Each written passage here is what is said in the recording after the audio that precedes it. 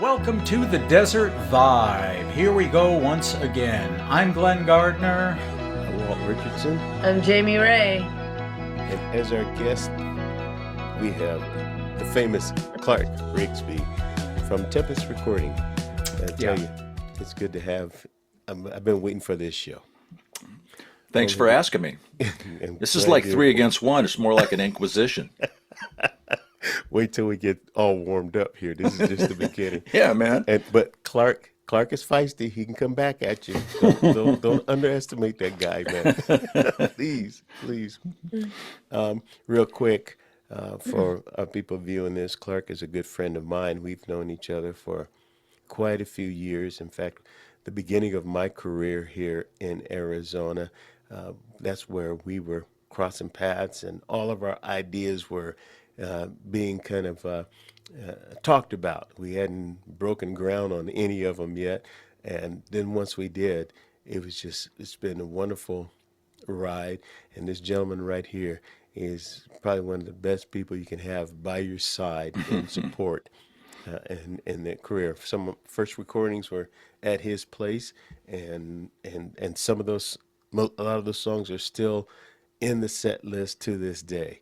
And there are some arrangements that he helped us out with at that time that are still the arrangement of the tunes to this day, because they were the finishing touches that made the difference. So it's good to have him on board. We got a big story with him. And again, with all our guests, once we get the stories rolling, we have to have him back, because it's just the tip of the iceberg. We're going to cover everything at this time. Clarke, it's good to have you here. Thank you, Walt. Thank everybody. Thank you guys for doing this and bringing some light to music in Tempe in particular.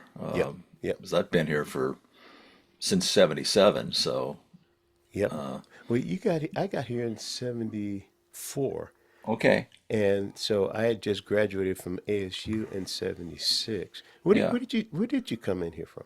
I came here to go to grad school at okay. ASU. Well, I had a couple of things to do, so I graduated, and then I went to grad school here. And, I'd been on the road for like 5 years. You guys want to know this? Is this stuff? Yes. Okay. Yeah. Oh, yeah. This Okay, is the story. yeah. I'd been on the road since I graduated from high school in '70, and I spent a couple years in Nevada playing in bands and et cetera. Then after 4 or 5 years on the road, I just felt like this is going nowhere. I need to do something else. And so I need to go somewhere where I can lose all my friends and start over again. And my folks lived in Oklahoma, so I went there. And I go, you know what? I can quit doing drugs. I can do something for my mind, go back to school, and just kind of start over. And then interestingly enough, I wasn't there 2 weeks, and I went to a rehearsal, and I had a joint in one hand and a glass of wine in the other hand with these guys, and I'm like, God, these are just like my friends, except they have accents, I mean, what the hell? How does this happen, Anyway, so I stayed there for a year, and then I came out here, on my way back. I grew up in LA, so I was on my way back to LA. That was really the point of that. So did grad school here for a couple years, and I was going back and forth to LA on my off days. And the other thing that was important was I had really gotten sick of dealing with bands. And so I put a single together, and this is where I met Walt. I kicked bass pedals, and I made a lot of sound. Nobody was doing what I did here, and I came here and worked at North Banks. There was two of them, one at University and Mill, and the first one I worked at was a 40th in Camelback. And I met a lot of really great lifelong friends at this place, and it was quite different from what I was used to, because it was really they hated musicians everywhere I played, and I started playing in bars when I was 13. Yeah. And it was just this whole adversarial thing where I'm like, it didn't have anything to do with the music and blah, blah, blah. So, yeah, I think I met Walt at Crackers. Yeah. Yeah. I was at the end of my, by the time I'd played for 2 years by myself, I'm like, okay, I was ready to kill myself. But, I ended up doing some duos with Steve Banks, the percussionist one, and then Rick Lamb, who ended up building Lamb Chop Studio and ended up doing a lot of advertising music in town. So that's kind of a thumbnail to. But the reason I stayed here just very quickly was the guys that I grew up with were doing really well in LA, in big bands. Crosby, Stills, and Nash being one of them, and my friend Mike Sturgis, who I'd been in bands, was there, and I'd go to visit him, and this now we're talking the '80s, and it was just so unbelievably drugged out there, and the whole vibe of LA had changed since I had been there, and at some point I just decided, I'm cool here. I'll just stay here, and whatever happens, happens, and And by the way, there was no plan B. I didn't.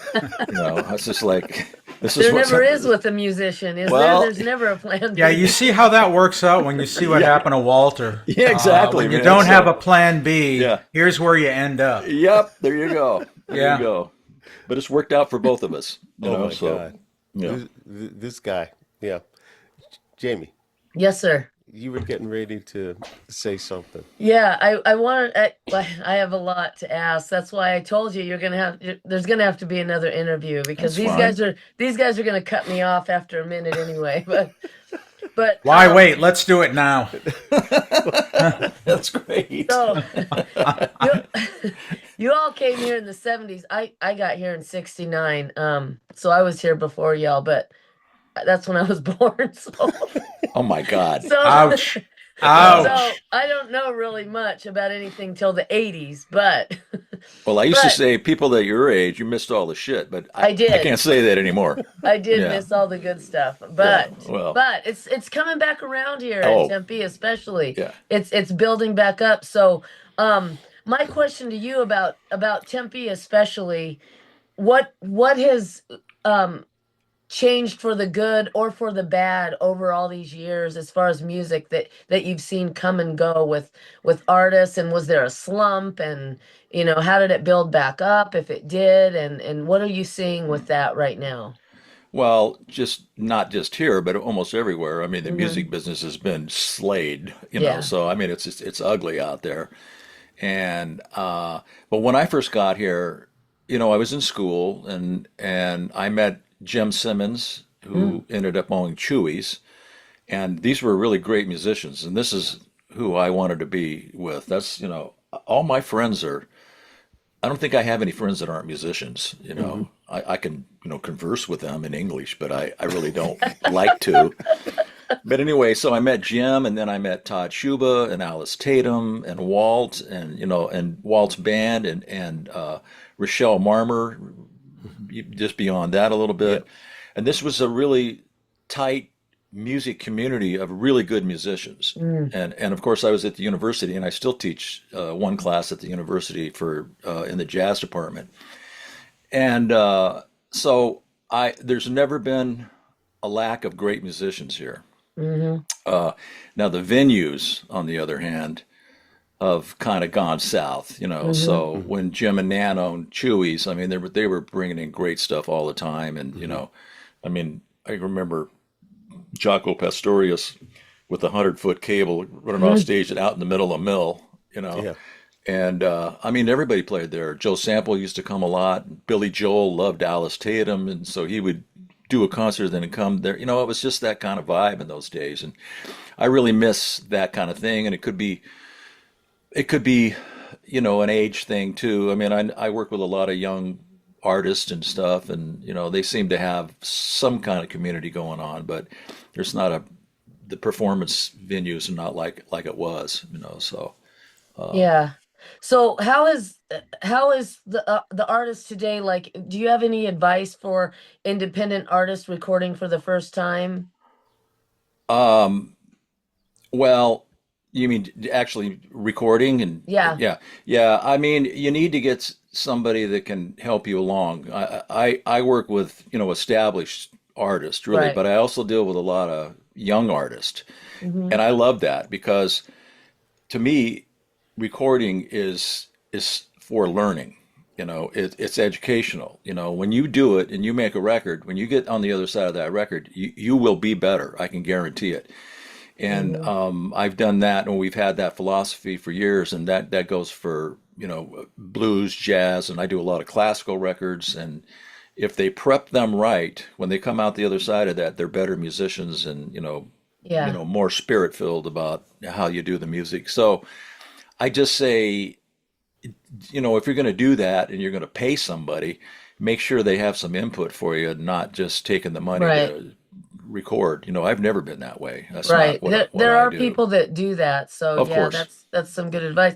But now today with technology, the way it's changed, there's a lot of home recording. So and I know you do work with established artists already that are, old school, so to speak, and still go to the studio and don't really do that. But how has that changed for you as far as recording, or do you think that that's something that is good for first time artists, or I don't know that they all do it right, so how Well, do you feel about it that? certainly makes it more democratic. I Hmm. mean, in the time of the Beatles, the record companies owned the means of production, so they owned all the studios. You could never own that gear. Yeah, yeah, And right. so, in our day, the first multi-track machine that I had, and I think this is what I had when I met Walt, was a Task TX 3340S, which is a Yeah. four-track machine, Yeah. and that opened the door for a lot of musicians to learn to do this, and then I had a half-inch eight-track that we dealt with forever, Mm, and I can tell you about the technology, how it's changed over the time, but it's really it's okay with me. I deal with a lot of artists that want to do stuff at home, mm, but if I'm producing something, I have something to say about that. So yeah, I'm fine with people doing that. I just did a classical thing where they came in, they just really wanted me to record it, and if it's recorded right, everything else is relatively simple. But hmm. I mean, I go back to the days when we were cutting with a razor blade, we were cutting tape, and my students are like, "What is that?" And I'm like, "Well, you'd be like cutting the tape, a little cocaine, then a little tape, Right. Little you tape. know, in those days." But Yeah. so, but I just think anytime if you're real and if you're honest with yourself, you record yourself and you listen to it, and Hmm. you know, yeah, Yeah, I think it's a good yeah, thing. Well, yeah. I'm totally self-deluded, so I just live in bliss all the time, and Well, you since know, Glenn wants to speak up, I'm going to let Glenn take over now. Okay, But man. I do need to have you back so I can ask you more questions. Oh, yeah, Is that definitely. all Because you get one that's question? all they're going to no, give me. oh I'm no, done. Wow, oh that's cold-blooded. there'll be more, Clark. There will be Okay, more. Believe me, okay. with Yeah, that. yeah. Hey, I want to throw some quick names out at you, and just get a very quick reaction of these folks and these people Hmm. that you've had your thumbprint on, that really surprised me. We never know here in the Valley kind of who's done what. We know folks, and it's always interesting when you start peeling the layers of the onion back and find out kind of what people have done. And I found that to be the case with you, certainly, Clark. Um, Frankie Valli. Oh, yeah, Frankie. Yeah, I did this record called "A Taste of Jazz." So Frankie, this came through Joey DiFrancesco, who was the world's Oh, yeah. greatest Yep. B3 player, and I did Yep. a lot of records with Joey. And they had that whole Italian connection, so they would take me as the minority to LA. I would be the only non-Italian. And but Frankie was part of that thing, and he did some stuff with Joey, and then he wanted to do this jazz record, and they started it at his house. And then they sent me his vocals. And they said, what you guys can use whatever you want out of this. They had done some instruments and some fake voices, and but any of that like that. Anyway, Joey and I listened to it, and he goes, "Yeah, we're not using any of this. We're just going to do a jazz trio thing." And then with Frankie, so that's exactly what we did. And Frankie never came to my studio. He did his vocals at home, but I was FaceTiming him. When I finished it, or I was working on it. He FaceTimed, and I played a little bit for him, and I sent him something, and he goes, "You know what? This is the record I always wanted to make." And I mean Wow. that was really And he's made about 700, so that's what I I said. I mean, said, "Well, yeah, that pop thing worked out okay for you." yeah, Uh, yeah. Hey, but he was just so cool, that's and neat. Yeah, and so, it didn't do real well. People didn't want to hear Frankie Valli sing Mm. jazz things, but I loved him, and I loved the record, and I loved the guys that play on it. I'd done, a lot of things with them, so it was really great. It was really great. What about So, Tower of Power? oh, well, now this is one of my favorite bands of all time. I've had the pleasure of producing a couple of shows with them, Really? and some of them back in, I mean, really back in the Yeah, day when Lenny Williams was singing with them, and I sure. mean the original band there, and they've been called, and I really do think this is probably true, the best horn section in the world. Mm. Without question. Yeah. What about them? How did you come to work with them? I mean, they are. Well, If, it's just weird how things happen. Was not something, of course, that I planned, but Emilio had moved over here when the Northridge earthquake happened, and they I lived in had no Northridge. idea he was over here. Yeah, so Mm. it was funny because there was a horn band here, some friends of mine, and they wanted to do this record, and I was really busy, and I said, I was not exactly enthusiastic about doing it, and then John Willis was the bass player, and John's a very good friend of mine, great writer, great bass player, great singer, really. And he said, "Well, Emilio Castillo is gonna. He wrote two songs for this, and he's gonna produce it." I'm like, "What?" Yeah, I'm in. Took me like a nanosecond, to do this, and then I got in the middle of it, and of course we met and we hit it off. But just to go back a little bit, I had been listening to Tower since 1970 at least, and Like loved East it. Bay Grease, all that Absolutely. stuff, and yeah. Actually, Emilio just came and did my class 2 weeks ago. Oh wow. Yeah, and it's great, But one of the great things for me is to work with guys that you love and then end up being really good friends with them, And I feel that way about Emilio and of course Dave Garibaldi and but Doc, anyway, he's a trip. Doc, yeah, I love, and I've done some stuff just using the horns, on stuff that I produced, and so it was just a huge thrill for me, and so it just continues. It's just, they're in their 58th year right now, which Amazing. is, So you worked on their songbook album, which is a tremendous album, but an album that I've loved ever since the needle hit the groove the first Mm. time is that live album Soul that Vaccination you had your Live. figure. And one Yeah. song in particular on there, which is "I Like Your Style," which Oh has yeah. some of the best thump Yeah. I've ever heard. I mean, it is just there's some masterpiece stuff there. So, what was your involvement on that one? I did the fixes and the mixes on the live records. So we picked, the best. They did some dates in San Francisco and they did some dates in Sacramento. And that record is a compilation of those. And by the way, the original engineer that recorded live was Tom Fly, who was just a Mm. great, great engineer. So when I got it, it was really cool. So then it was just, I mixed it. It was called Apache Tracks. Then they had Yeah, a Neve VR down there, and that's where we did Studio Z. yeah, And yeah, so Mary McCann and yeah, I did a show down there. But anyway, yeah. just to go back a little bit, I mean, I ended up being friends with those guys, and one of my favorite concerts of all time was 1974 at Santa Barbara Bowl in Tower of Power. Elvin Bishop opened up, and they had a big hit, "Fooled Around and Fell in Yep. Love," All right. and then Tower came out, and it's when I finally got what goes on with the bass in B3. So Rocco, who's this unbelievable bass player that I got to work with a couple times, completely unique to what it is. It comes out of the James Jamerson school of bass playing, but became something unique unto himself. But anyway, Chester, he wasn't there. The band came out, and I'm like, whoa, there's no. Where's Rocco? And by the end of the first tune, Chester's playing left hand and kicking pedals, and I'm like, wow, man, So now go 40 years, 50 years beyond that, and Emilio told me that Chester retired, and I called him. This was 3 years ago when I did Alice Tatum's record, Really? and I said, "What are you doing, man?" He said, "Well, I'm retired." And I go, "Are you okay?" And he goes, "Yeah." Are you playing? "Yeah, I'm just I just got tired of the traveling because he was with Santana for 20 years. He was the Yep. music director for Santana.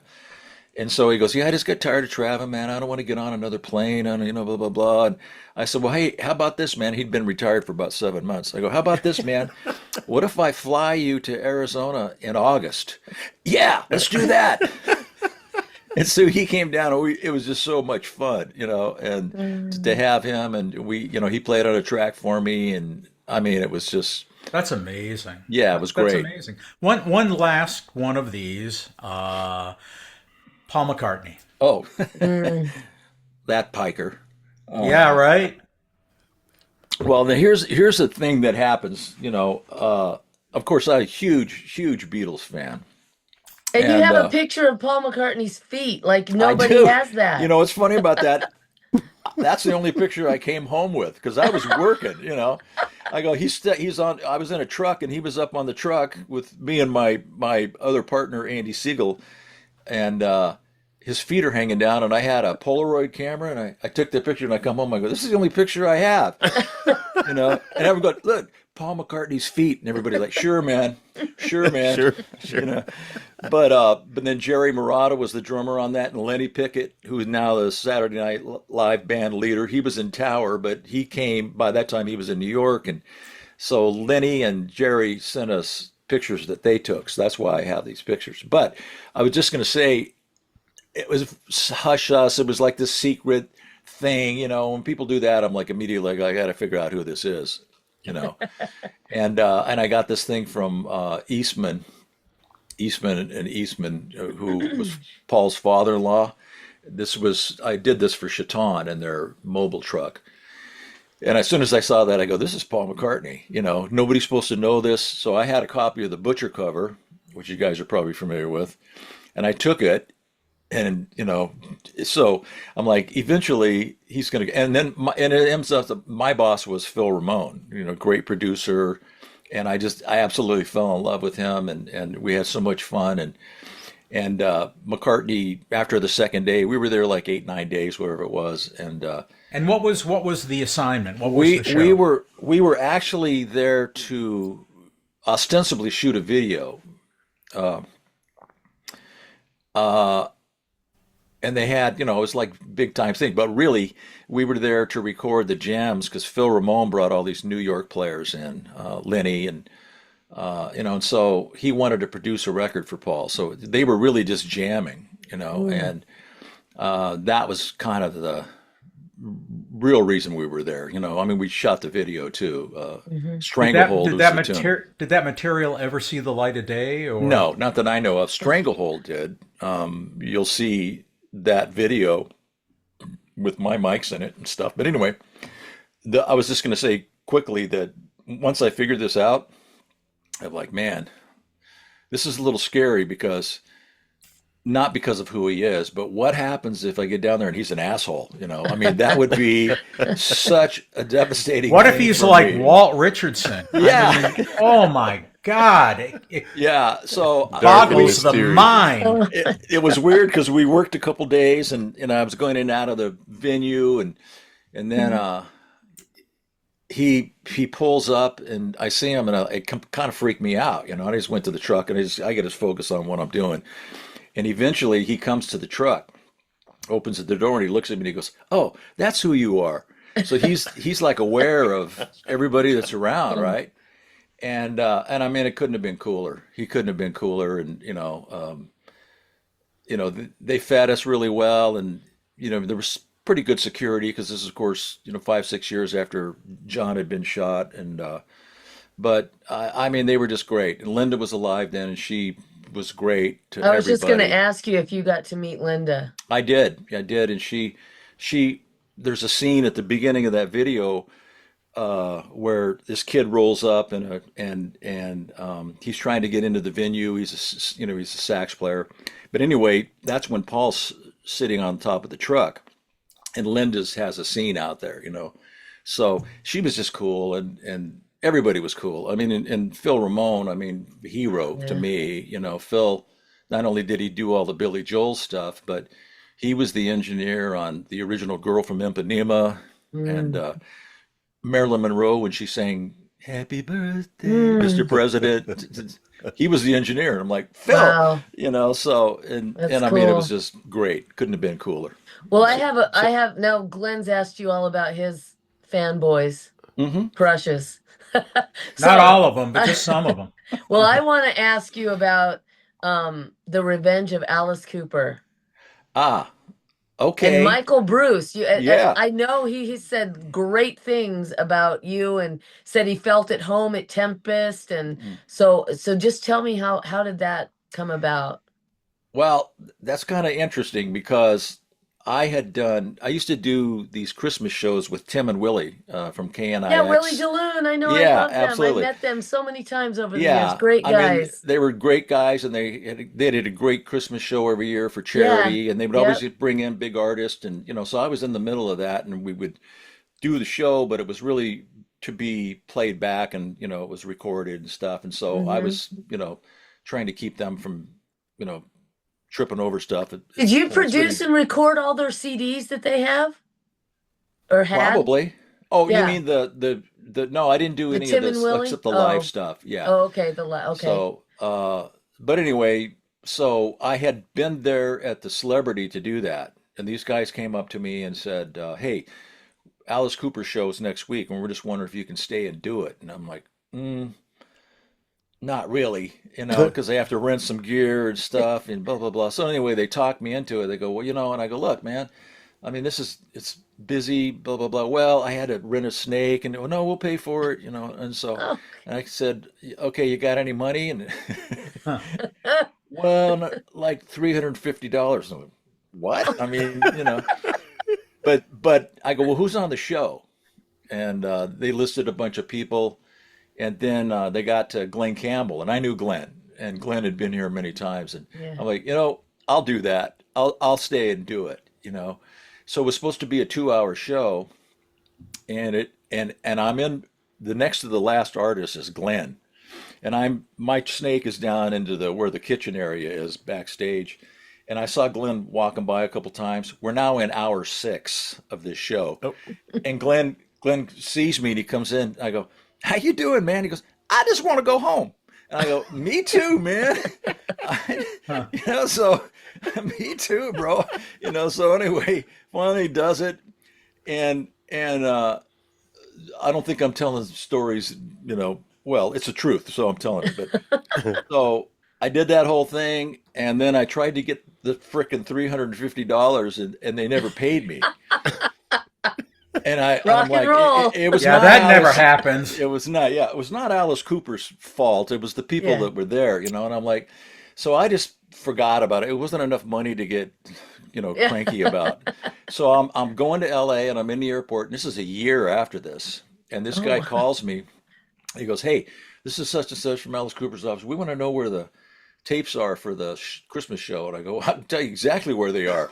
They're in the back of the studio." And he goes, "Well, we'd like to have them." I go, "Well, I like to get paid." And so it got really tense. And he goes, "Well, we're not going to pay unless we hear it." And I go, "Well, I've already written it off, man, so I don't really give a shit. So that was my, and eventually they came up with the money and I mixed it for them. See, And there's the so fine art of negotiation there. exactly, you just can't That if is. you got to be willing to walk. Yeah. But anyway, so this is what, a year and a half, 2 years ago, I started getting calls from Alice Cooper's office, and I'm like, what do these guys want? So somebody called, and then I thought they wanted a studio to do something, and I'm like, they're not going to do that here. So I just ignored it. And then because I ignored it, they got more intent. And then it got like somebody else called and said, I'm calling for Michael Bruce because, blah, blah, blah. And I'm like, well, I had never met Michael. I knew who he was. I mean, he wrote all the big hits. No More Mr. Nice Guy, School's Out, blah, blah, blah. And so it was a friend of his who was a drummer that I actually knew. And he goes, "Hey, would you just talk to Michael?" And I go, "Sure, man. I mean, I just don't want to get involved in some business where I'm doing a bunch of work and not getting paid."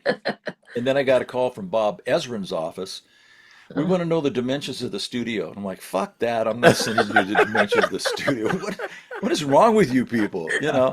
So anyway, Michael came in with his wife, Lynn, and met my wife, Marianne, and we talked, and I loved him. I mean, I fell in love with him immediately, and it was just a thing. And he goes, well, and I told him the story I just told you about. I got not really interested, about, and he says, well, can I work here? And I go, yeah, you can, So it ends up that really they had cut these tracks in Connecticut for the Revenge of Alice Cooper, and I was not a big Alice fan, but I knew the hits and stuff. But so anyway, Michael came in and I got, about a lot of the backstories and stuff, and we did all his guitars and we did a bunch of vocals, and then we, if I say so myself, we saved one of his tunes that the band had already pooped on and said they weren't going to do, and I'm like, give me that, So, and then he would tell me, I mean, I was perfect for him because he's such a nice man, that he wouldn't say stuff that I would, So they say, well, it's not really like an Alice Cooper band thing. Like, how can it not be an Alice Cooper band? Fuck those guys. We're doing this, whether So well, Lynn, Bruce's wife, said that you guys brought the best out in each other. So it had to be a great collaboration, and it sounds great. So. Are you working with him again? Is there going to be more? Yeah. I mean, he's family now, both of them, but what really got my attention was, you guys may or may not be familiar with Tom Booth, who's a Christian writer. I am good friends with him. Yeah, so Tom's a very good friend of mine as well, and so I was talking to him. He lives in Tucson, and I was saying, he goes, "What are you doing?" I go, "I'm just doing a bunch of classical things, but I'm also working on this Alice Cooper." What? With who? And I go, Michael, can I come down? I guess, So he came down, and you would have thought the Beatles were here, I mean, like, what the hell? And so I played him what I had. And he goes, you know what, man, this sounds like the band. All the Alice Cooper solo records that people like, I mean, but it didn't sound like the band, apparently. Mm-hmm. And so Tom got really into it, and because Tom got excited, then I got kind of excited, and so we, we spent. And Tom sang and played on it. He played B3 on this tune, "Famous Face," which is the only non-Alice Cooper, the guy, vocal on the record. That's Michael singing that, and I sang backgrounds on that, and we did some, that's the tune that we saved. Cool. And so that's out of that whole thing. I'm very proud of that. Other than Ezra's office calling me, "What's this going to cost me?" And I go, "I don't know. What are you people? Just leave me alone and let me do this." So right. Don't they know you have a picture of Paul McCartney's feet? Yeah, exactly. Don't they know this? Yeah, it's funny. Jeez. It was a bigger deal than I thought, though, because I went to visit some family in Oklahoma in July, and they did the album release in London. Yeah. And I mean, it was huge, and so I was really happy for Michael because he's just a great human, and like all guys, when you make money, stuff gets weird, and so. But before I give this over to Walt, that's why we're the nicest people. Yeah. Not Walt, but okay. Before I give this over to Walt, because he's going to take over, which is fine. It's his show. But I just want to ask you real quick a few things. Vinyl or digital? Well, that war has been fought and lost, but I really do like vinyl. I mean, I do, but the reality is it's digital, and it's the same thing. I mean, I get this question about analog or digital. That war was fought and lost, so you just have to do the best you can with what you got. But I do like the vinyl records that have been released, like the jazz records that I've done, and those are always great, Yeah, vinyl's coming back a little bit. Oh, so. It's huge. Actually, CDs are coming back too. Yeah, true. And that's pretty cool, So there's a book called The Revenge of Analog that you may or may not have been aware of, but there's a whole thing in there about vinyl and paper and pencil and all that, the analog work. But he says, there's a commitment to taking the record off, put it on the turntable. You have to, do this. So it's not like, scrolling through and Right. Yeah. streaming stuff. It's a tactile experience, and you feel like you are touching a product of the artist. So Yeah. you're connected to the artist, you're connected to the album cover, and you're Yeah. talking to somebody. Say, I got this album. These are my favorite people, and you're putting it Very on like much. you're introducing them.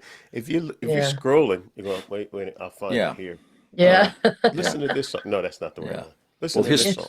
his point too in that is that now that we have access to everything, every piece of music in the history of mankind, people Hmm. listen less than they Yeah. ever have. Yeah, that's And true. there's probably reasons for that. But the other thing that was important in that, and this is because I have to deal with computers all the time, he says the people that are writing code for like, what I use and stuff, they're young and their philosophy is if it works, it's obsolete. And I'm like, God damn it, that's true. Because every 7 or 8 months I'm like, I had hair when I started working on computers, but so Yeah, the Okay, learning curve So is one intense. more. One more. You're the biggest studio myth. biggest studio myth. Well, I don't know. There's so many lies. I can't. we I can worked fix. with I worked with a great producer for years, and we did Burt Reynolds films and stuff for Snuff Garrett. And Snuff was a big producer when I was a kid, and he did all the Bobby V records, and he did Gary Lewis and the Playboys.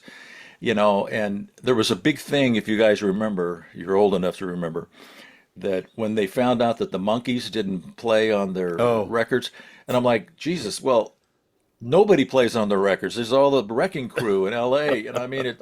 So I was going to L.A. with Snuff one time, and I said, I always heard that Gary didn't sing on those records, and he goes, no, he sang. And he goes, Ron Hicklin, right? And I go, yeah, he's a studio singer in L.A. He goes, well, Ron sang with him. And then he goes a little while later, Ron might have been a little closer to the mic. I'm like, okay, so I mean, I don't know. To me, a record is a piece of art unto itself. Whatever Hmm. you have to do to make that good is what you should do. Yeah. Up until now, when AI Oh. is gonna, so AI to me is stands for ain't interested. So I'm getting people sending me stuff, and I'm like, this is way too polished, blah blah blah. yeah. Yeah. And I go, did you write this? Actually, Emilio told this story in my class. He goes, these guys are sending him tunes. He goes, did you write this? Well, I put the words in and blah blah blah. So it's generating all this stuff. I'm like, that's not what it's about. It's about struggling and Hmm. and the striving for excellence Yeah. is its own reward. Yeah. And if Hmm. you don't know about that, then I don't really want to work with you, Yeah. so Yeah. I've got I have a follow-up question about the Paul McCartney. Uh, when you were working with him, that was in Arizona, wasn't it? yeah, Where were you guys? we were just north of Nogales at a Okay. place Mm. called Halfway Station. Okay. Well, the first day we were at Rio Rico, or Yeah. the first week, Yeah. which was it's a hotel there, and we were all staying there. But then they went to this halfway station and tore out all the ceiling and hung lights, and so they were working on that for 4 or 5 days before we got there. Meanwhile, we were rehearsing everything at its ballroom in Rio Rico. That's when I first met Paul, actually. It's funny because I was working with the Arizona Commission for the Arts, and my sister and I were on the road working in the schools down there. And Rio Rico used to be just the name itself was, given more credit than what the property is That's and the number of true, people. man. Yeah. Yeah, And now it's a whole different vibe, man. It's yeah. like, yeah, it's blown up. I haven't Okay. been there for years. Yeah. They it was funny about Paul and Linda were vegans or vegetarians at least, so they had a lot of vegetarian food. But Yeah, Lenny, cactus. yeah, Lenny Pickett and I would be in the hotel restaurant loading up on bacon before we went to the gig in the daytime. So So, all right. My question is more in the area of what you present in your studios. If you haven't been to a studios, man, you have to see it. You walk in there, and I think you have every snare in the world, every snare drum in the world in there. It's a huge collection of that. There's keyboards, really nice collection of keyboards, and then the mics that you have acquired over the years. I would like for you to just say something a little bit about starting with the mics and then going into the board that you use to mix everything on and why you've chosen. You've had that for a while, or is this the one did you update? Because when I No, was, it's a Trident. It's a yeah, Trident console, and in those days, before there was a mass market for consoles and stuff. Guys were making their own consoles. So Trident was a famous studio in London. It's where Queen recorded and Mm. stuff like that. So these guys started doing it, and then people got interested, and I ended up buying that in early '80s at some point. But almost everything's in the box for me now, so I'm just too lazy to get that out of there. But I do use it occasionally. It's a great console for rock and roll. The yeah. EQ in it's great, so I do use it still. But yeah, the microphones, and then you miss the amps. The Oh amps yeah, well are the amps, yeah yeah, that's the yeah. other side. Yeah. So I just feel like Joey DiFrancesco used to say to me, he would bring people like Bobby Hutcherson, and we Mm. did Jimmy Smith's last record, and Pharoah Sanders. I mean, I Mm. said, why do you always get these guys? He goes, I just figure you go to the source. And Mm. that's exactly the way I feel about gear. There's all these amplifier plugins and blah, blah, blah. Well, but why don't you do this? Just go to the source. And so that's why. And the other part of that snare drum thing is really not my fault. All my drummers are my friends, or a lot of them are drummers, including, Mike Florio, Todd Yeah, Schuba, yeah. John Lewis, Steve Gadd, I mean, these guys that are Throw great Chico drummers. Chis throw Chico Chico Chisholm Chisholm. in it. Yeah. Yeah. And so whenever these guys tire of gear, so it ends up at my place.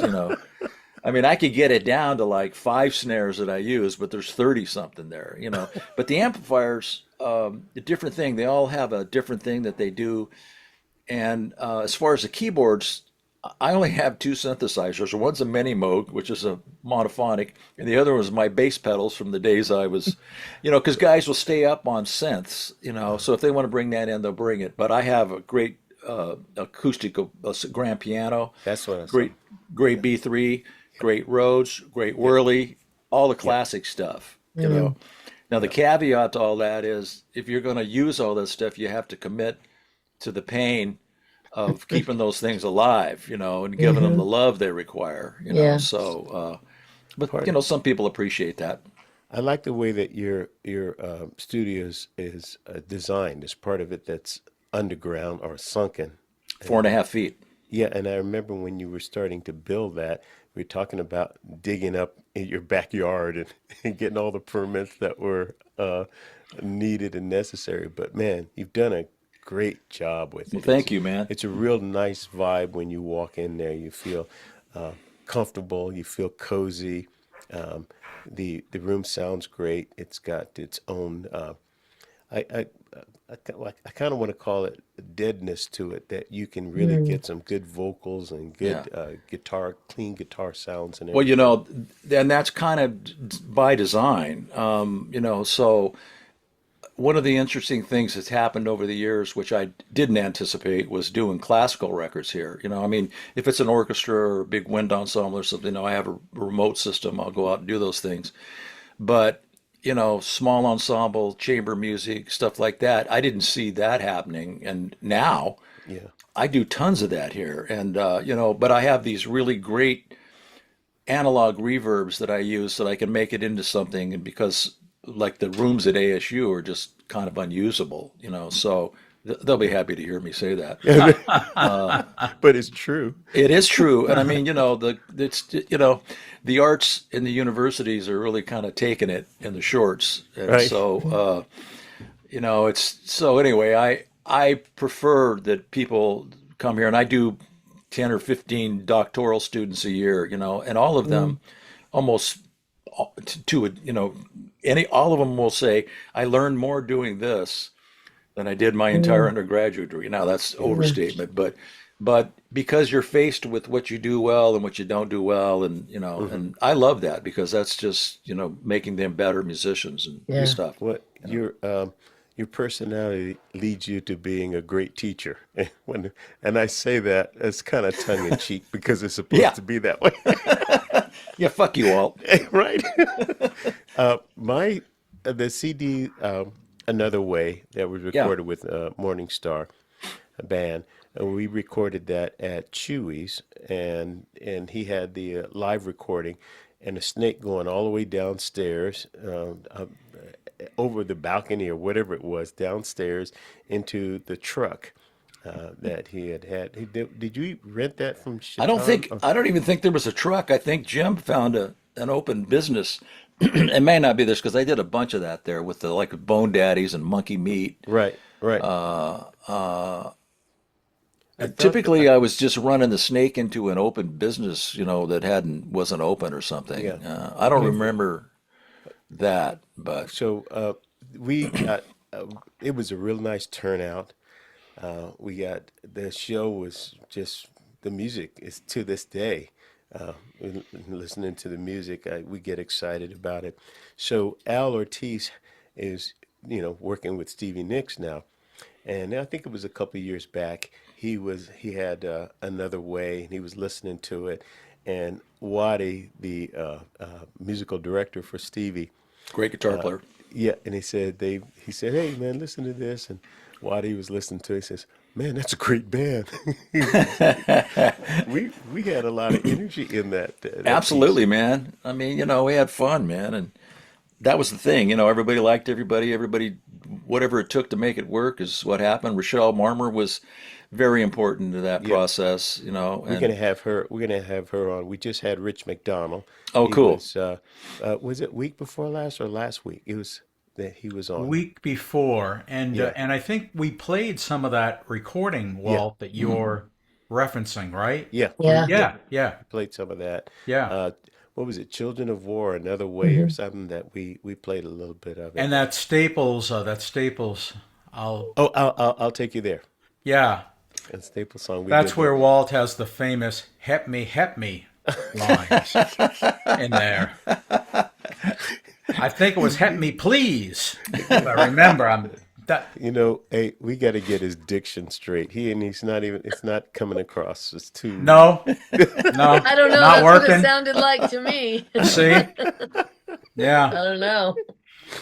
You yeah. guys aren't right.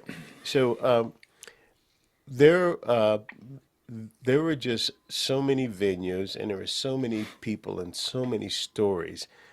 When we would sit down in restaurants like Restaurant Mexico and Moon's Cafe, and we would talk. We didn't know we were creating a scene. We were just doing what we had to do, just having a good time and just trying to make rent. When you look back, Clark, at that time, what kind of take do you have in terms of comparing what was happening in Tempe in comparison to what was happening in Austin, and with comparison, you know, uh, Laurel Canyon and other places where a nice kind of organic sound and music came out of? What's your take Yeah. on Arizona in that Well, respect? like I said, in those days, and particularly Tempe, I mean, that's the reason I just stayed here because it seemed like such a cool scene. And I grew up in LA and I played with a bunch of guys there, and it was nice in the early days. But once the money entered the whole thing, everybody bought houses separate from everybody else, and then you got to be paying attention to somebody trying to get the money away from you, and stuff. And I'm like, I've never really made any money, so I'm not too concerned about that. So, I mean, I just try to do things that I want to do, and even in those days, I did stuff with people that I wanted to work with. So I ain't for everybody. I can just tell you that. So Well, but better to find that out early than to get in the middle of something. And Could be worse. Could be like me. I ain't for anybody. So, Yeah. so you gotta understand this. There's a lot of seeds planted at that time that became things. Like I remember, I think if I got this right, sitting in the backyard with you and Hans Olsen, and Yeah. there was an idea of a Blues Hall of Fame or something, or Well, Arizona. Arizona Music Hall of Fame. Yeah, Arizona Yeah. Music Hall of Fame So was just being talked about in your backyard at that yes, time. it And what was started that in? there, and Mary McCann was lived across the street from me, Yes. and we did this Studio Z show for we did Mm. 50 original shows, which musicians cared about, but that was for KZON when they went on the Yeah. air. It was 2 days a week for us. It was pretty serious. Yeah. But so Hans, Wendy Naylor, John Dixon, Yeah. who if you haven't He's spoken gonna to, he's yeah, coming on next. oh, good, Yeah. good. So John's, I really wanted the Hall of Fame thing to happen for him because he's such a supporter of Arizona music. Yeah. And he told me things about people that I knew that I didn't know about. I mean, I worked with Lee Hazelwood and Al Casey, and these guys were, Yeah. I mean, I knew who they were, but he told me the backstory about, the Arizona, the beginnings of their careers and stuff. And then, so I really wanted that for John. Mm. And then, but, the way that I operate is, as long as it's not weird, I'm in. It didn't take long for it to get weird, and so I bailed out, and Hans started his own thing. Yeah. Then it came back together, and I'm like, yeah, I'm not much of a joiner. So I bailed early and often. Well, Clark, we should probably let you go because we're butting up against the top of the hour here. I know in digital land that doesn't mean anything because that's a more fluid place. But I would love to come down and see your studio, but I'd like to Sure. do it when Jamie Ray isn't there. I gotcha. So Well, maybe I we would can. like to do it when you're not there also. I want You my guys can time. talk smack Yeah. about each other. I got you. Maybe we can work something out. Walt being around is okay Yeah. because he doesn't have much to say anymore. Yeah. But Well, that's my He's been here trademark. 1,000 times, so right. yeah. See how mean they are to me? I see it. You should There's a start your own reason. show. There's a I'm reason, gonna remember Clark. this. I'm gonna remember this when Glenn wants backstage passes to something. Hey, Ah, look, she used to I have her remember. own. She used to have her own show. That's why she's with us now. She's on, trying to get on a comeback. She's riding on our coattails. Yes, and she doesn't realize this, but we're Yeah. we're on the way down. yeah, there you Actually, go. yeah, yeah. We've already, we've But done that's this, and now we're but that's kind why of. I see. That's why I jumped on board because they'll go away one by one, and it'll be all mine. Yeah. Yeah. Well, Okay. I like to start these things by starting slow and then tapering off There as you well. go. So. Be careful what you wish for, Jamie. Yeah. Anyway, Clark, thank you so much for being with us. Yeah. Really fascinating discussion, and you have put Thank your you. footprint and your thumbprint on so many projects that have, and that's what it's all about, I guess. In the end, it's you sometimes I think have absolutely no concept of where your work goes Yeah. That's or how correct. it's impacted people. Yeah. And like I said, some of those projects you've worked on have really been shining lights to me. And there's times I think when music is just such powerful, great medicine that you can be in the depths of depression or whatever, and you have no idea what kind of positive impact you've had on somebody, but giving that to the world in effect is a real cool thing, and I appreciate everything you've done because a lot of what you've done I've actually consumed. Well, thank you And for saying that. That's very kind. Just can I make one point about Yeah. you're not Sure. sure where things are go? So years ago, I did a bunch of classical things, and we went to Pittsburgh to do a record with River City Brass. It was a brass group of 40 people, and my partner was Sam Palafian, who was a world class tuba player and producer, and I just saw him on, they were showing clips of Mr. Rogers, and he was on Mr. Rogers. Anyway, we were great friends. We went back to do this record. And one of the euphonium players, who ended up being a really good friend of mine, Lance LeDuc, and they had a show called The Brass Junkies. And so we went to a record store while we were on a break. And this is we went to Pittsburgh, we recorded in Johnstown. It's a beautiful hall there. And so we go to this little record store, and I'm going through the records, and I find the Revenants record that I did with Bruce Knoll. Oh, And I'm like, what? And I couldn't believe this. And so I'm telling him this, and I go, make him put this on, man. And so puts it on, and it's cranking. I go, make him play. And what he played was Even Hooker Say Goodbye. And I'm like, how would that record end up back here? That's exactly the point you're making. that is And so cool. but it was Yeah. anyway, it was fun. So Wow. Wow. Yeah. Cool. And there were have you had thousands Bruce? of there were No, thousands we of haven't. stories we're never going to know. We haven't had Bruce yet, but I'm going to read. You have Bruce's contact information? John Dixon does. He talks to him all the Okay. time. Okay.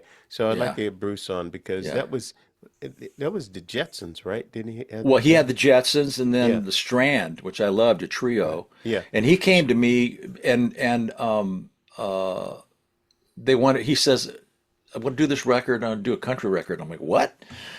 Country record?" Because he knew, I grew up playing country and understood that stuff. And so I go, "Well, like what, man?" So he started telling me these tunes. Even Hooker Say Goodbye, A Bottle and a Gun. Every single minute with you's like a minute alone. I heard the titles and I'm like, you know what? I'm in, man. Let's do it, bro. I'm So home. Hey, yeah. Bruce is So definitely a person that we're going to have him on the show. oh, great, And great writer, and great yeah, guy. great. And there's a reggae concert coming up that I've been announcing on the wrong dates in our follow-up of He this just wants program. people to come to Tempe And every and there's weekend. a band playing on there called Steel Pulse.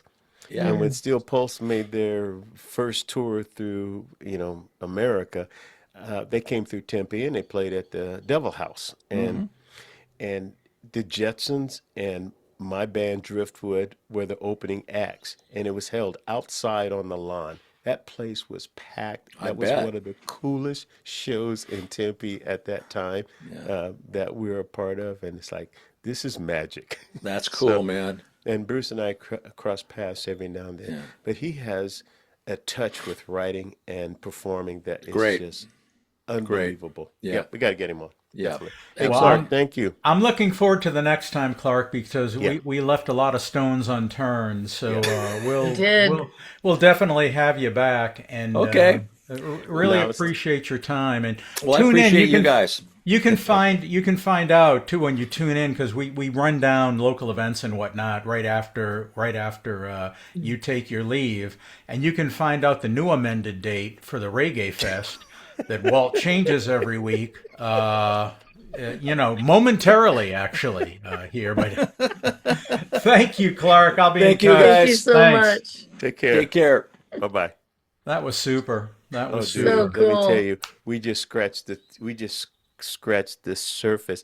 Isn't it funny how almost every person that we have here, that's one of the things that we walk away Yeah. feeling. It's like, oh, there's so much to talk Got to about, know more. which Yeah. is exactly what the goal of this program is kind of almost archive Yeah. bits and pieces of what we've Except all Walt. lived We don't need to have another interview with Walt. Got enough of that. and in some kind of way leave a legacy of Yeah. what we mean when we say music scene in Tempe. We don't mean Mm-hmm. it's not that we don't mean run down there today because you're going to see something. It's like, no, this is what we were doing on a daily day basis in the 70s and the 80s. This is what it looked like. This is who was here.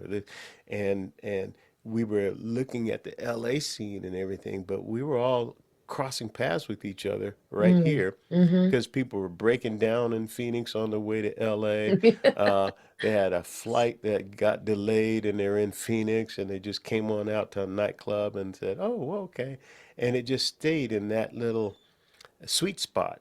in terms There's of there's a lot of artists too, Walt, that actually live in Arizona that people don't even. I mean, he exactly. mentioned Glenn Campbell. Glenn Yeah. Campbell lived in Phoenix. Yeah. You Yeah. know, Yeah. Waylon lived here. Yeah. Lisa Coulter.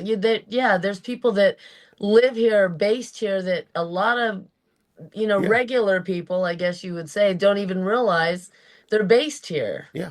And you could walk past some of them Yeah, because they look different off yeah, stage. Some of yeah, them look a little different off yeah, stage. I'm gonna give yeah. you that. And you might I'm walk one of past them. walk past them in the grocery store and go, that kind of look like, nah, it Yeah, can't be. Can't be. yeah, It can't be. right, right. Can't be. Well, look, hey, let's live, loud, and local happening. You want to start over there in Florence?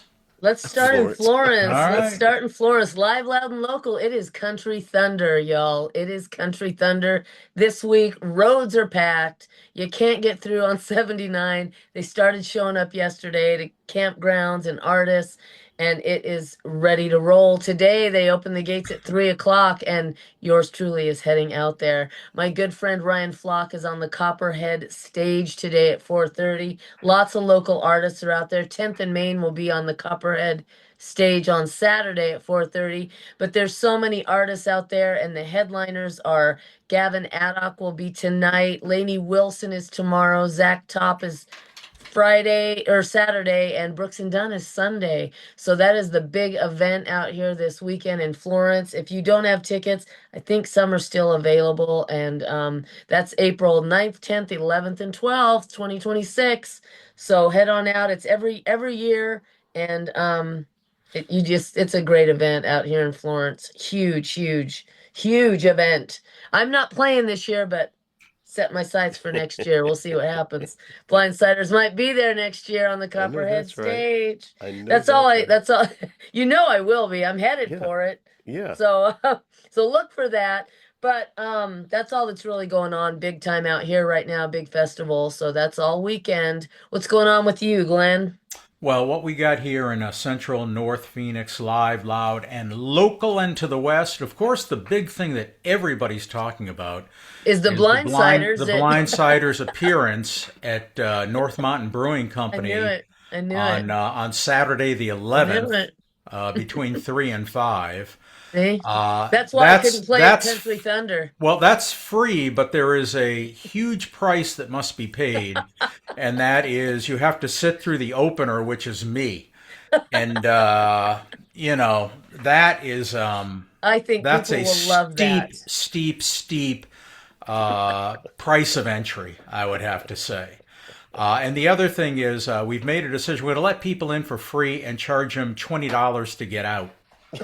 So it's going to be a phenomenal show at North Mountain Brewing Once the Company. blindsiders are on stage, nobody's going to want to get out. What are you talking about? Well, nobody will be there to get out, but but yes, this is April 11th, Saturday night. We do the showcase every Saturday.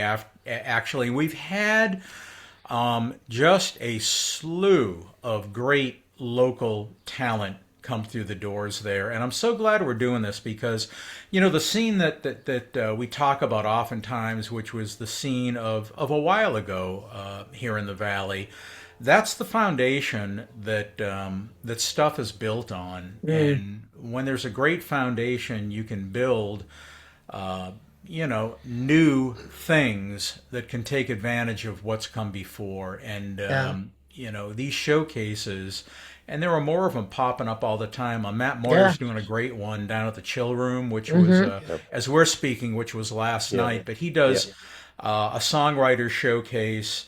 And it's interesting to watch people kind of branch out. Now, Matt showed up at the Chill Room when Walter and I were just helping them get started down there.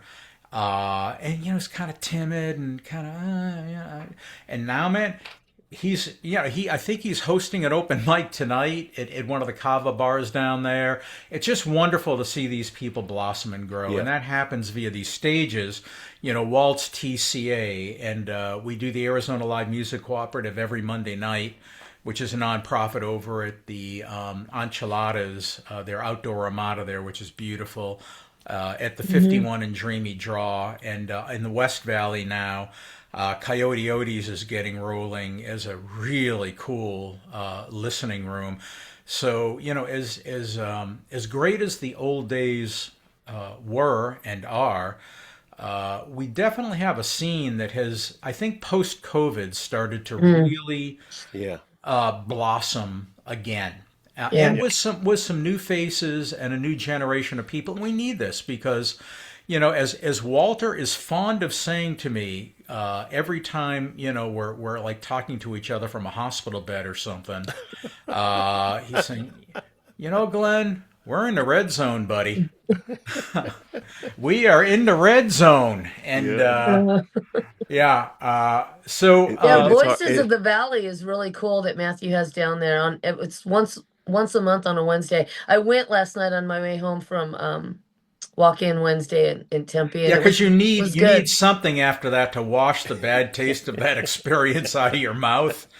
So I understand that. Yeah, How I was it? know. How was the show? It actually was really good. He had um who are our favorite three that play? The I Beyond really Help. I think Beyond Yes, Beyond I'm Help. Help. sorry. I'm sorry I forget their name. I'm just want to say Chainsaw Dave. But Yeah. yeah, they played and it was great. And then he had two new artists that I had never seen before, two young girls, and they did a great job. It was a good show. It always is down there. He's always got, some new people that I, never heard of or never seen, and it was really good.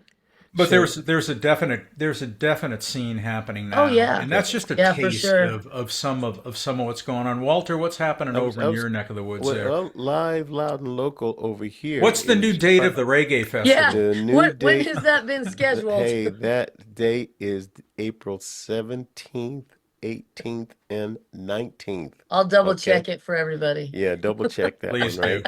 It's right after tax day. Okay. Oh, All right. nice. Oh, there And you go. so the Well, then lineup, nobody can go yeah, well, that's why you should have bought your tickets before you paid before your taxes. taxes. Yeah. You got to prioritize I things know, here, I know. and I get don't in get free to everywhere, so and I don't worry so about yeah, it. you don't have to worry about it. So yeah, there's each night has a very popular and headlining group. On Sunday they have Iration as the headliner, and then Fortunate Youth is also playing on that day. Mm, And you're going to have Through the Roots and mm, Rick's Jam is going to be on Sunday. Saturday, Original Coffee is the headliner, and a band called Tribal Seeds. If they are really, really good. I used to play a lot of their music on my radio show when I was doing that over the years. And then Friday night, I think is probably going to be the big pull. You got Stephen Marley, Marley. you got Steel Pulse. Like I was mentioning, we had opened up for Steel Pulse on one of their first tours through America. Mm, And then you have Kali Buds also on there. Really, really, really good band. I don't know which night the band from Glendale is going to be out there. Fayuca. mm. They were picked up by the label here in Arizona, and they are going to be on one of the stages on one of the nights. They'll be on stage. It's going to be a lot of fun. I can't wait Is to is that a hear it ticketed because event, Walt, it or is is a it Mhm. ticketed. okay? It is ticketed, and I think all of the first come first served tickets are gone, and now the Mm. prices are they're getting close to being uh, sold out. So you want to jump on the What's our? I'll go website. with Jamie Ray because she'll Yeah, get me in for nothing somehow. So and she'll get you Mm. in, and you'll get her kicked out. this is You know, true. I'll so bring that'll a be a clip. brief. I'll bring a clipboard to make Bring make it look clipboard. like I've I'll got bring some it. purpose. I'll bring a ladder. I'll All There bring a you you gotta ladder go. over. do is You wear bring a that ladder. blindsider t-shirt. You wear that, you can get in anywhere, I'm I'm just telling That's you. wondering. true. All That's right. true. Especially the psych ward. You can get in real quick right there. Very quickly. They They'll, love me there. they'll come get you. I keep the lights on there for those They, people. If you they'll, want to get in there without paying, you have to put a lab coat on actually and a clipboard. yeah, and put a big ballpoint pen in the You top need pocket that. right there. You Yeah. need that right there. And just And you to got to just do to some of this. Yeah, yeah. And Fayuca is playing on Saturday, Oh, just to cool. throw you on there. They'll be Awesome, there awesome. Saturday. Yeah. Good, good, good, good. Very Um, interesting. so, with one of the other things I wanted to talk about is you had mentioned the chill room, and I was sitting there talking with Sal, and I think he says I think we found our stride on how to use that stage. You get the acts that are at a certain level. You don't bring a big name act in there because it's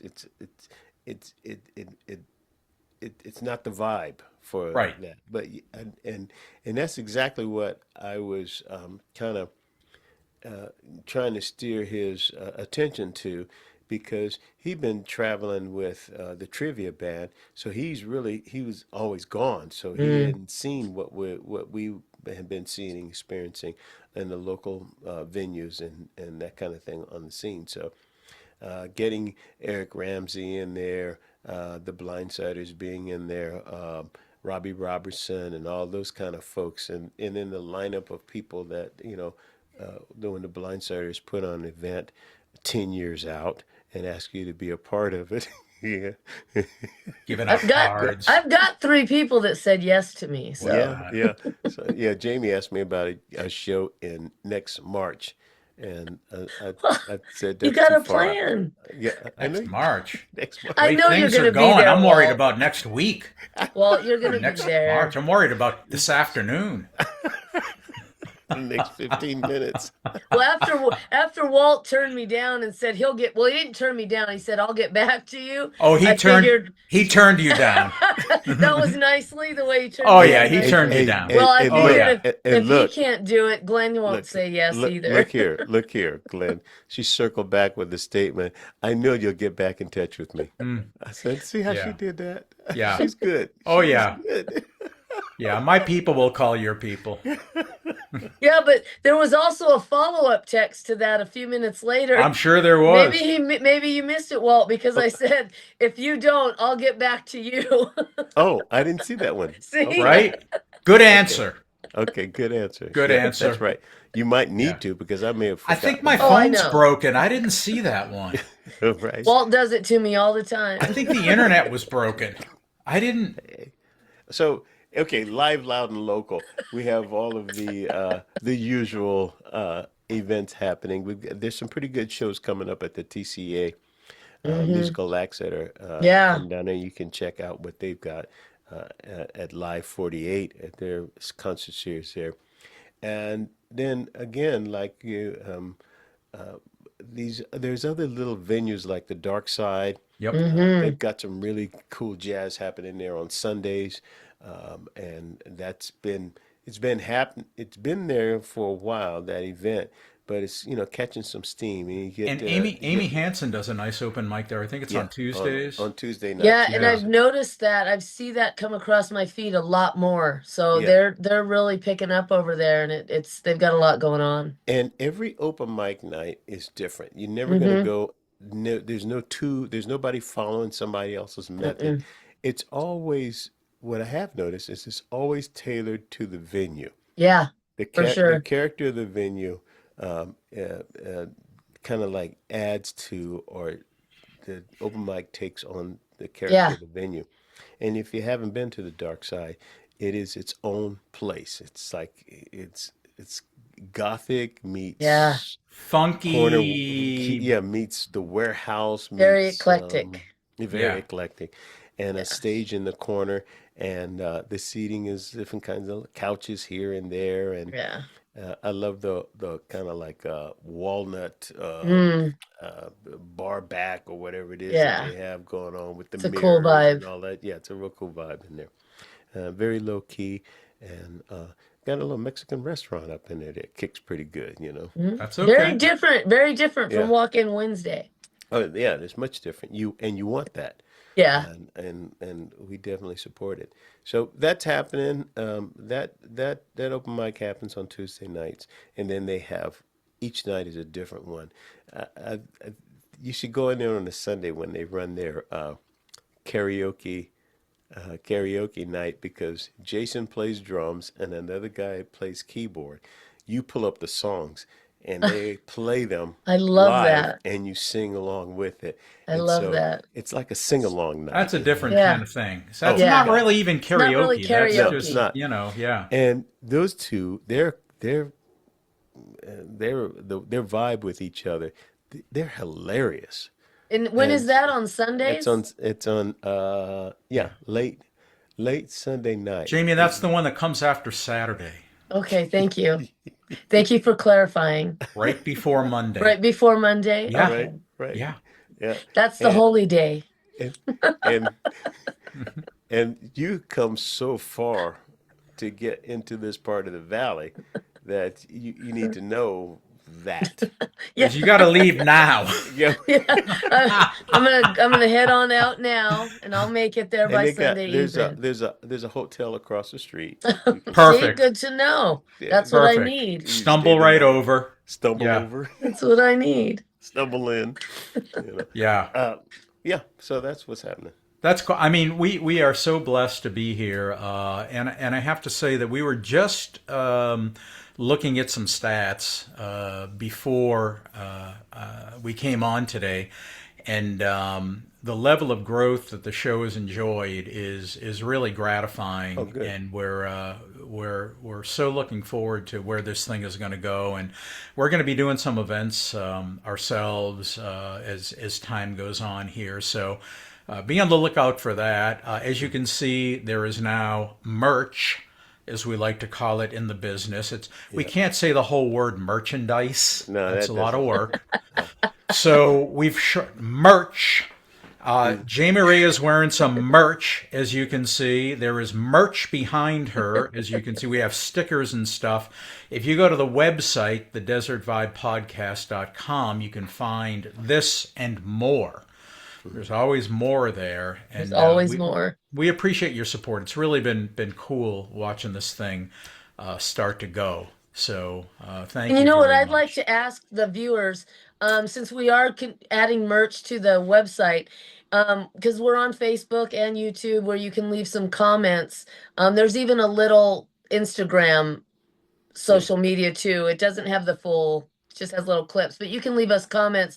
If there's merch that we don't have on the website that you might want, we want to know about it. So, Yeah. so let us know what you would like to see and have, because we can make it happen.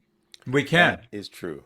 we That can. is absolutely true. And a big thank you to Emma and James Yep. Madison Yep. for taking care of PR and marketing and lots of other things. We really appreciate what they're doing to make all that end of things happen. A lot of hard work behind the scenes. They make up a lot for Walter and Jamie Ray on the stuff that actually is on the negative side of the equation. Yeah.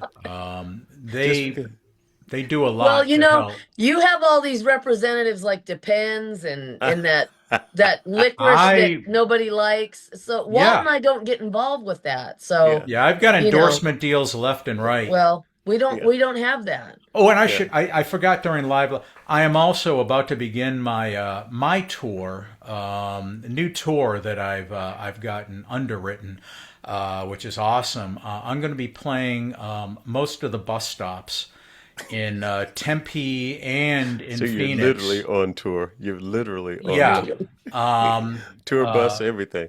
Yeah. So that's I've really coming up in the world now that I'll be playing all the bus stops. Anywhere you can find Depends, you can find Glenn. Yeah, right. And that depends. And Did you that read? depends. There is. So I am so good at being a spokesperson for brands like Depends. I just read the other day, and it was on the internet, so I know it's true. That there is a huge shortage of Depends right now. Oh, I am not making this up. Huge shortage. And they can Right. find them at your house, or right. Yeah. Yeah. You stop. I'm hoarding. I got a hoarding. garage full of them. I know, I know we gotta go, but I gotta tell you, Glenn.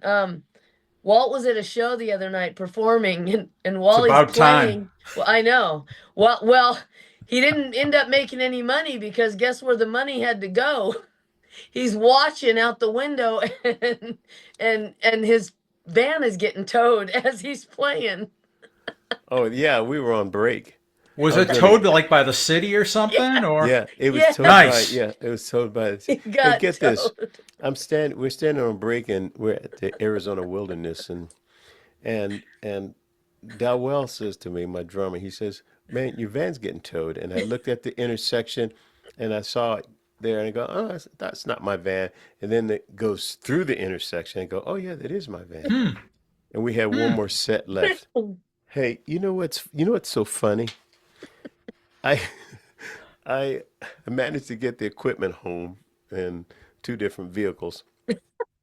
Not that one Okay, though. no, not that one. That was in And the the next impound yard, I'm and assuming. the next morning, I went and picked up the van. Okay, Right. now that gig was last Thursday. Yep. Okay, So a week ago from when yeah. we're recording this So show. so I get a notice in the mail yesterday that my vehicle has been towed. I go, and it's from the abandoned vehicle unit at the motor vehicle division, and addressed to me, letting me know where it is and all of this kind of thing. I go, man, do people not remember that their van got towed, that the vehicle got towed, that they got to send something out by mail? Well, you know what's They what's go out at the even parking spot. Didn't I have a van here? you know what's even The better than hell? that is Lily was there and was trying to, find out what happened to the van and whatever. So when she talked to the local PD department, they said, "Well, it must have been stolen. We don't have any record of it being towed." Yeah, Who So the well, hell would about steal that 20 van? well, but listen, but but 20, 30 minutes later they found out, "Oh yeah, it did get picked yeah, up." because when your van gets towed and it goes to a Mm. drop-off place, there's a police report that's made. And Right. so when Lily had called, they hadn't made a They hadn't police made it report yet. yet. And so it was a So apparently they possibility, didn't make that Because you know mail what? They sent were out thinking, either. this has to be an abandoned vehicle. Nobody could drive this thing. right? Yeah. This is And not that, anybody's van. and so then the big joke was the picture that she took, that was Yeah. on the fence in front of my van that said no parking. Hmm. And I've parked there plenty of times before, but it just over the years, and it just recently, because they're doing some new development downtown right there at Second Street and Roosevelt. They started towing the week before Mhm. my gig. There you go. Well, Yeah. But it doesn't say Walt, no parking. no, it didn't have my name. It wasn't No, it Mr. did No, not. Claus. but it So literally said just no just parking. before we split, I know you got to go, Jamie Ray. But was this an expensive endeavor, Walter? He didn't make any money. It all went to getting his Well, truck. at least I had a gig. That's what Dowell says. At least you Whoa! had a gig So tonight. I'm guessing that there was a ticket, and then there Oh was yeah, a towing charge, and then there was a storage charge, I would assume. I think it was all bundled into one. Oh, nice. So So a it was like package deal. if you came in with cash, it was $20 cheaper than if you use a card. Right? I didn't have any cash on Of me, so I course had to use not. a card, No, Yeah. because he doesn't make tips, so he No, wouldn't have had this any is cash. Walter, one of Walter's favorite things. Huh, I'm a little light. I'm He invites you to coffee and dinner, but he's I'm he's a I'm a little little light. light. Right? Yeah. And that's different from you when you say, I'm a little lightheaded. Oh, that is different. Yeah. I don't know. I'm feeling like I got the vapors tonight Or or something something. vapors. I don't know. The depends are too tight. So Yeah. so any you got the Wrong van, you size. got the van back, I got the van back the and you're next all morning. good. I'm all good, yeah. All right. All Yeah. right. Yeah, get a notice almost a week later saying it's But been Tempe towed. still wants their money. They're sending him notice a week So Of wait course a later. they minute. do. This is Phoenix. Tempe would Oh, have. Oh yeah. oh, that's Tem- right. It was Phoenix. I'm They're so much sorry. more Tempe. laid back in Tempe. Wait. They're like, Yeah. whatever. Tempe wouldn't have towed me. They would No, have Right. said, they "Oh, know that van. that's Walt's van. Leave it alone." They Yeah. know that van. You're right. Well, Seriously. this has been yet again a fascinating example of how you can waste 70 minutes of your time Yeah. and never, ever, ever get it back. And Uh, All worth right? it. It's Well, worth it. I'm Glenn Gardner. I'm Walt Richardson. I'm Jamie Ray. Until we meet again, be good to yourselves, take care of one another, and let's give peace a chance.